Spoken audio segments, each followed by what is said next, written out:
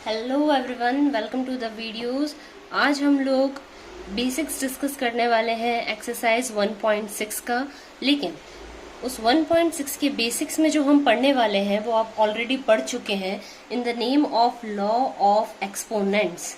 इसे आप लोगों ने 6th-7th क्लास में लॉ ऑफ इंडाइसिस के रूप में पढ़ा था। अब हम इसे लॉ ऑफ एक्सपोनेंट्स के रूप में पढ़ेंगे।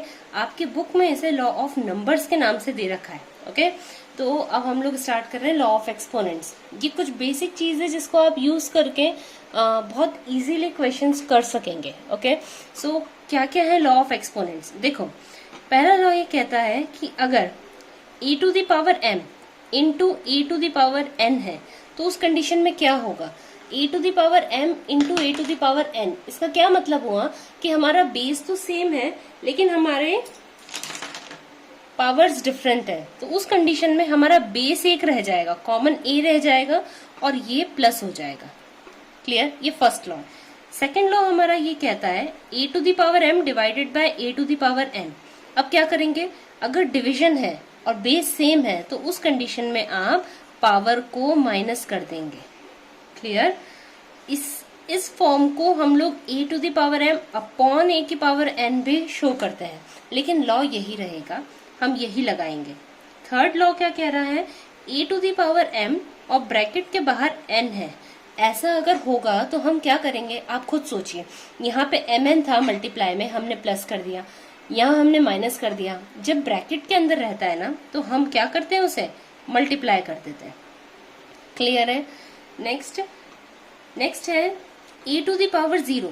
देखो, किसी भी नंबर का पावर अगर 0 होता है, किसी भी नंबर, आई शुड से कि अगर नंबर 1 लाख भी है ना, अगर पावर 0 लग गया उसका तो फाइनल वैल्यू क्या आएगी?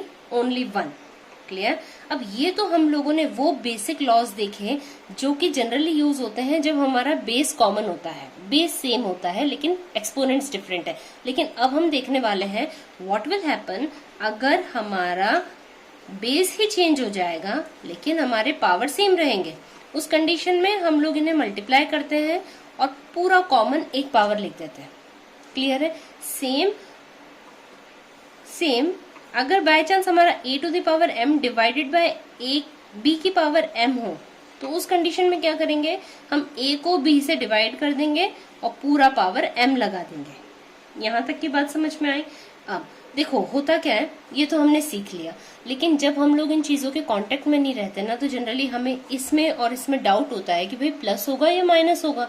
तो ये इजी है, इसे याद रखने का क्या तरीका है? देखो, एक टेक्निक है। टेक्निक ये है, सी a की पावर m इंटू a की पावर n है। अब ये इंटू को जरा टेढ़ा करो, टेढ़ा करने पे क्या आपको ये प्लस जैसा दिखेगा ना, तो उस कंडीशन में आप क्या करना है? m और n को प्लस कर देना। सिमिलरली जब हम डिवाइड लिखते हैं a की पावर m a की पावर n, तो क्या आपको डिवाइड में ये साइन दिख रहा है ना, तो आप माइनस कर देंगे दोनों एक्सपोनेंट्स को। इजी है, बहुत क्लियरली ये चीज समझ में आ गई है। अब अपन इसके अलावा एक चीज और देखने वाले हैं और वो क्या है? वो एक और लॉ है। लॉ कुछ इस तरीके से है। फॉर एग्जाम्पल, अगर बाय चांस किसी चीज की a की पावर -m लिखा हुआ है, क्लियर? a की पावर -m लिखा हुआ है तो उस केस में 1 अपॉन a की पावर m हो जाएगा। क्लियर? और अगर आपको जस्ट रेसिप्रोकेट करना है, क्लियर है, आपको क्या करना है? सिर्फ रेसिप्रोकेट करना है। बाय चांस 1 अपॉन a की पावर -m है, when you see exponent in the negative form then what will you do? Again reciprocated a की पावर m, पावर प्लस हो जाएगा एंड हमारा रेसिप्रोकेट करने से स्टैंडर्ड फॉर्म में आ जाएगा। तो ये बेसिकली हमारा स्टैंडर्ड फॉर्म है, ये स्टैंडर्ड है, ये स्टैंडर्ड है। एंड माइंड वन थिंग, हम लोग कभी भी ऐसा क्वेश्चन नहीं छोड़ेंगे जब हमारा एक्सपोनेंट नेगेटिव हो। ओके, विद दैट एंड इसके साथ हम लोग अब एग्जाम्पल्स देख रहे हैं जो हमारा इस एक्सरसाइज के पहले शुरू होने वाला है, टू क्लियर अवर कंसेप्ट। सी, इसमें कुछ 4-5 एग्जाम्पल्स हैं और एग्जाम्पल 21 के नाम से वो मेंशन है आपकी एनसीईआरटी में। I hope you all have carry your books. 2^2/3 into 2^1/3। एक और चीज, जब आपको डॉट का साइन मालूम होता है ना तो ये डॉट का मतलब होता है multiplication in respect with the numbers. Okay, now what to do? See, ये हमारे लॉज हैं। ओके, ए एम इंटू, तो हर जगह आपको इंटू नहीं मिलेगा, आपको डॉट भी मिल सकता है, तो वही हमें वहां दे रखा है। अब करना क्या है, सी हम लोग जो लॉ लगाने वाले हैं हम उसे लिखेंगे e to the power m into e to the power n। क्या हो जाएगा वो, m प्लस n।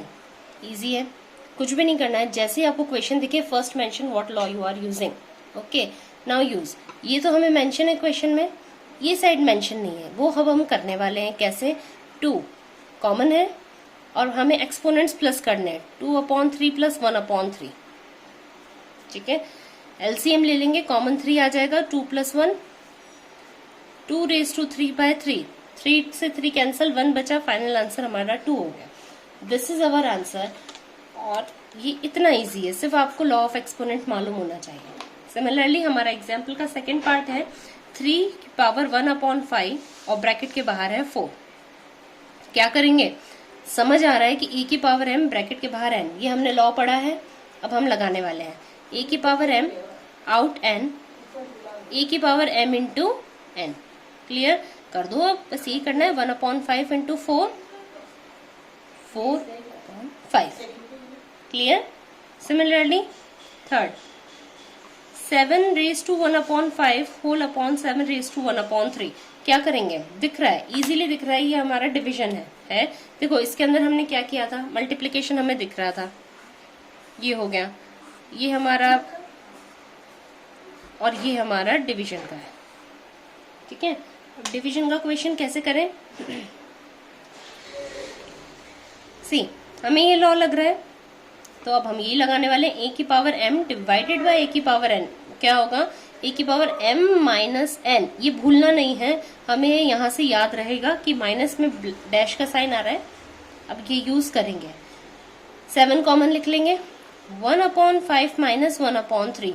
अब बच्चों को जनरली यहाँ प्रॉब्लम आती है, लेकिन जब भी आप ऐसे माइनस करेंगे तो आपको ये ध्यान रखना है कि हमें डिनोमिनेटर को इक्वलाइज करना है, हमें कॉमन डिनोमिनेटर बनाना है। और वो हम कैसे बनाते हैं, आप लोग 6th क्लास में ये चीजें बहुत बेसिक तरीके से कर चुके हैं।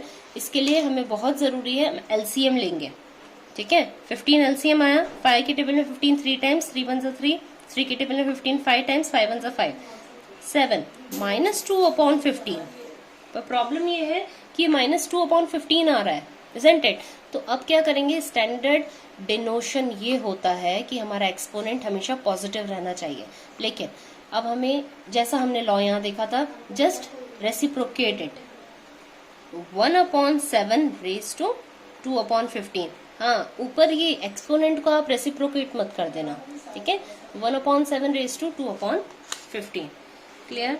एंड लास्ट फोर्थ एग्जाम्पल है 13 raise to 1/5 dot 17 raise to 1/15। इसका लॉ हमने पढ़ा नहीं है, बट ये एक छोटा सा कॉमन सेंस है। सी फिफ्थ वन, e की power m into, exponent same है ना, b की पावर m, क्या हो जाएगा, a इंटू बी की होल पावर m। मल्टीप्लाई करेंगे 13 into 17 whole raise to 1/5, multiply it. I hope multiplication is clear. 7 3 is 21. 3 1 1 2 carry 2 21. So 2 2 1 whole raised to 1/5. So with this we ended law of exponents, which is not only helpful for the fellow students of class 9 but also जो ये इस information को सीख कर रहे हैं, and हम लोगों ने ये examples देखे। Okay, now questions will going to start in next video. Thank you.